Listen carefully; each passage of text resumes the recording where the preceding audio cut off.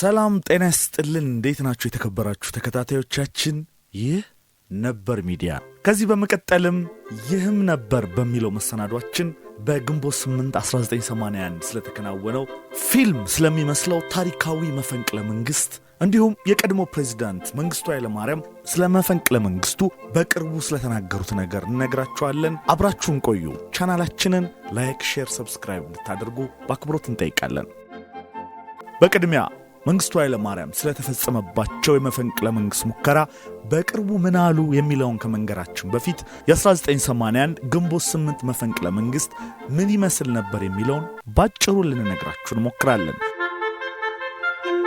በከፍተኛ ጀነራል መኮንኖች ፕሬዝዳንት ኮሎኔል መንግስቱ ኃይለማርያም ላይ በአዲስ አበባና በአስመራ ላይ ደም አፋሳሽ ሆኖ የተጠናቀቀው የመፈንቅለ መንግስት ሙከራ የተደረገበት ዕለት ነው ግንቦት 8 1981 ዓ.ም ይህች ቀን በተለይም በአዲስ አበባና በአስመራ የመፈንቅለ መንግስቱ መሪዎች እቅዳቸውን ለማስፈጸም የኮሎኔል መንግስቱ ኃይለማርያምን ለጉብኝት ከሀገር መውጣት ተከትሎ እንቅስቃሴ የጀመሩበት ዕለት ነበረች የመፈንቅለ መንግስቱ መሪዎች በግንቦት 8 ቀን ረፋድ ላይ አዲስ አበባ አምባሳደር ቲያትር አካባቢ በሚገኘው የመከላከያ ሚኒስቴር ህንጻ ውስጥ በኢታማዦር ሹሙ ሜጀር ጀነራል መርዕድ ንጉሴ መሪነት የእቅዱ አተገባበር ላይ ውይይት ይዘዋል ሌተናል ኮሎኔል መንግስቱ ኃይለማርያም ወደ ምስራቅ ጀርመን ለጉብኝት ለመጓዝ በኢትዮጵያ አየር መንገድ አውሮፕላን ውስጥ ገብተዋል የመፈንቅለ መንግስቱ መሪዎች የኮሎኔል መንግስቱን አገዛዝ ለማስወገድ መከላከያ ሚኒስቴር ህንጻ ውስጥ የእቅድ አፈጻጸም ውይይት ላይ ነበሩ ጀነራሎቹ ኮሎኔሉን በአየር ላይ እንዳሉ በአየር ኃይል ጀቶች ይመቱ አሊያም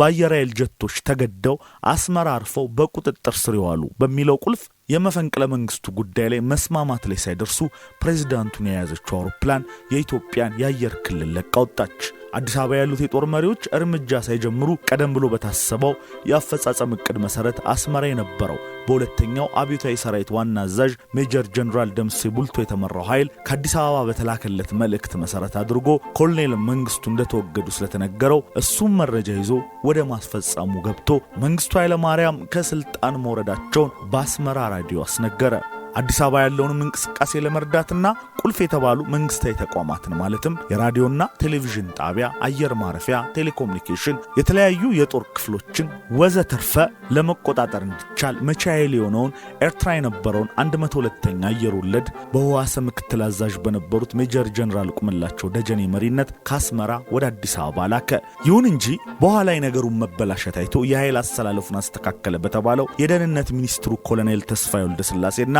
በሻምበል መንግስቱ ገመቹ በሚመራው የልዩ ጥበቃ ብርጌድ አማካኝነት የአዲስ አበባው መፈንቅለ መንግስት ሙከራው አመሻሽ ላይ ከሸፈ ኮሎኔል መንግስቱም ከምስራቅ ጀርመን ወደ አዲስ አበባ በፍጥነት ተመለሱ የአዲስ አበባው መፈንቅለ መንግስት በተለያዩ ምክንያቶች ከጥቂት ሰዓታት በኋላ ሲከሽፍ የኢታማዦር ሹሙ ሜጀር ጀነራል መርዕድ ንጉሴና የአየር ኃይል አዛዡ ሜጀር ጀነራል አማሃ ደስታ መከላከያ ሚኒስቴር የስብሰባ አዳራሽ ውስጥ ራሳቸውን በታጠቁት መሳሪያ አጠፉ የኢንዱስትሪ ሚኒስትር የነበሩት ሜጀር ጀነራል ፈንታ በላይ ከሙከራው በኋላ ተሰውረው በጸጥታ ኃይሎች ሲፈለጉ ቆይተው ከሙከራው 4 ቀን በኋላ መከላከያ ሚኒስቴር ግቢ ውስጥ ኮንቴነር ውስጥ ተሸሽገው ተገኙ ጀነራል ፈንታ ከተያዙ ከቀናት በኋላ እዚያው የታሰሩበት ማዕከላዊ ምርመራ ግቢ ውስጥ ባልታወቀ ምክንያት ተገደሉ ሌላው የመፈንቅለ መንግስቱ ዋና ጠንሳሽ የዘመቻ መምሪያ ኃላፊ የነበሩት ሜጀር ጀነራል አበራ አበበ ጠንሳሾቹን ለማነጋገር የመጡትን የወቅቱን የመከላከያ ሚኒስቴር የነበሩትን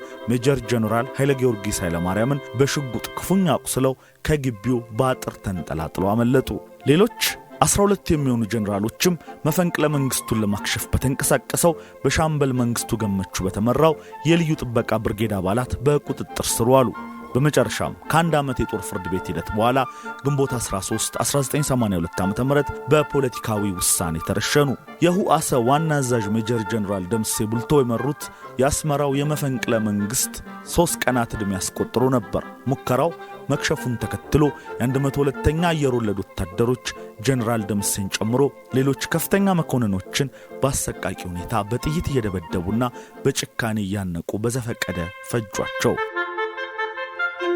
የዘመቻ መምሪያ ዋና ኃላፊ የነበሩት ሜጀር ጀነራል አበራ አበበ መፈንቅለ መንግስቱ ከተካሄደበት መከላከያ ሚኒስቴር ግቢ አጥር ዘለው አምልጠው ለወራት ሲፈለጉ ከቆዩ በኋላ አዲስ አበባ ውስጥ የሚገኝ የዘመዳቸው ቤት ውስጥ ተደብቀው ቆይተው በጥቆማ ፖሊሶች ደርሰውባቸው ቤቱ ሲገበብ ሜጀር ጀነራል አበራ አጥር ዘለው ለማምለጥ ሲሞክሩ በተተኮሰባቸው ጥይት ተገደሉ።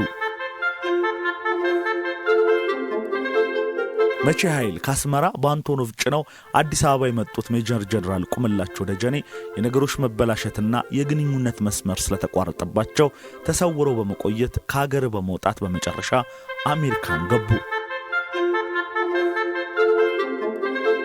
የመፈንቅለ መንግስቱ ሴራ ዋና ተዋናይ ሆነው ብቸኛ በህይወት የተረፉ ጀነራል መኮንንም ሜጀር ጀነራል ቁምላቸው ደጀኔ ብቻ ናቸው። ከሁለተኛው አብዮታዊ ሰራዊት ዋና አዛዥ ሜጀር ጀነራል ደምሴ ቡልቶ ጋር በአስመራ ከተማ በ102ኛ አየር ወለድ ክፍለ ጦር ህይወታቸው በአሰቃቂና በዘፈቀደ ሁኔታ ህይወታቸውን ያጡት ስመጥር ጀነራሎችና ሌሎች መኮንኖች ከ18 በላይ ይሆናሉ። ይህ ሁሉ በአፍሪካ የሚተካከላቸው የሌለ የሚባሉ የጦር ጠበብቶች እልቂትም እንዲሁም በመቶዎች የሚቆጠሩ መኮንኖች የጅምላ እስርም ግዙፉን ሰራዊት ያለውነተኛና ልምድ ያለው መሪ በማስቀረጥ ባጭር ጊዜ ውስጥ ሰራዊቱን ሙሉ ለሙሉ ላስከፊ ውድቀት እንደዳረገው ይነገራል። የቀድሞ ፕሬዝዳንት መንግስቱ ኃይለማርያም በበኩላቸው በቅርቡ የስደተኛው መሪ ትረካዎች በሚል በይታገሱ ጌትነት ገብየው በታተመው መጽሐፍ ላይ ጀነራሎቹ በሙሉ ከርተውናል ማለት ባይቻልም አብዛኛዎቹ ወሳኝ ስፍራ ያላቸውና ብዙ ሀገርን ሊረዱ የሚችሉት ከኛ ጋር አልነበሩም ሲሉ ስለ ወቅቱ መፈንቅለ መንግስት ገልጸዋል። የኢትዮጵያ ወታደሮች ንቅናቄ በሚል በአሜሪካ የተቋቋመው የመኳንንትና የቀድሞ መንግስት ተጠቃሚ በነበሩ ግለሰቦች በተቋቋመው ማህበር ውስጥ አባልና መሪዎች ነበሩ ሲሉ ገልጸዋል። ይህ ንቅናቄ ደግሞ ኤርትራን ለሻቢያ ለመስጠት ከወያኔ ጋር ተደራድሮ የኢትዮጵያ መንግስት ለመጣል በአሜሪካ ድጋፍ የሚንቀሳቀስ ኃይል ነበር ሲሉም ተናግረዋል።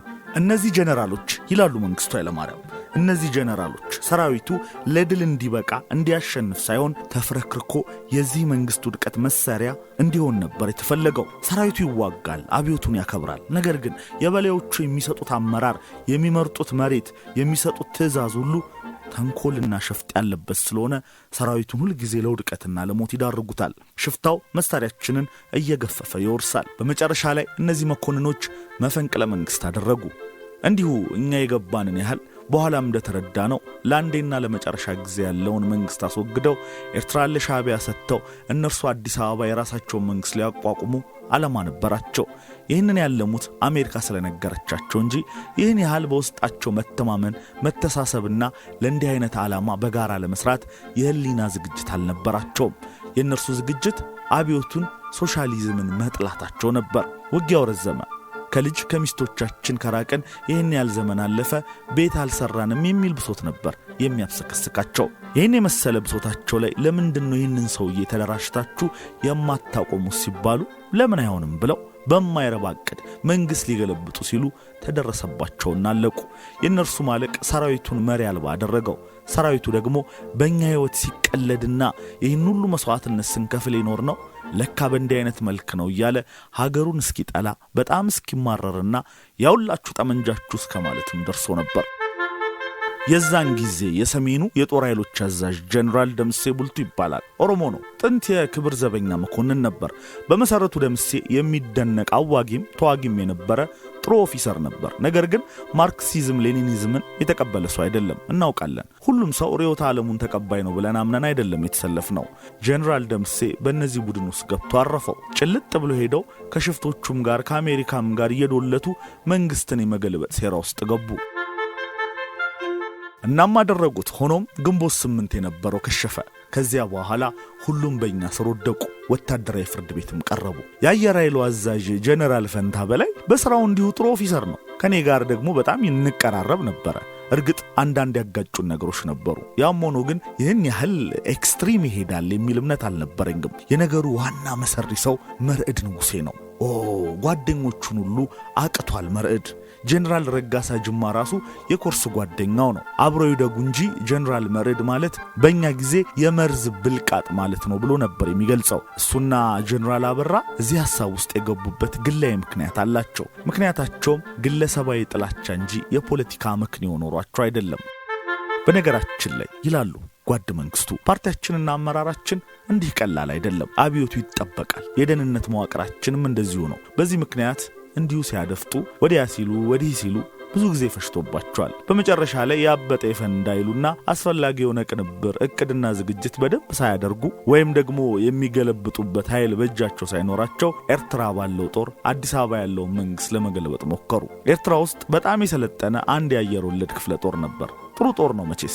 በዚያ ጦር ለመጠቀም ነው ያሰቡት። ግን የቤተ መንግስቱ ቦዲጋርድ እንዲሁ የታጠቀና ኤሊት የሆነ ተዋጊ ጦር ነው። እሱን ሊቋቋመው የሚችለው ከዚያ የመጣ ጦር ነው እንጂ በአዲስ አበባ አካባቢ ያለ ኃይል ሊሆን አይችልም የሚል እምነት አድሮባቸዋል። እኔ ወደ ጀርመን ለስራ ሄድኩባትን ጊዜ ጠብቀው ጦር አምጥተው ሊገለብጡ ተሰብስበው ሲነጋገሩ ሀገር ውስጥ የቀሩት እነ ጓድ ፍቅረ ስላሴ ነፍስሐ ደስታ ሁኔታውን ለማጣራት ቺፍ ኦፍ ስታፉን ይልካሉ።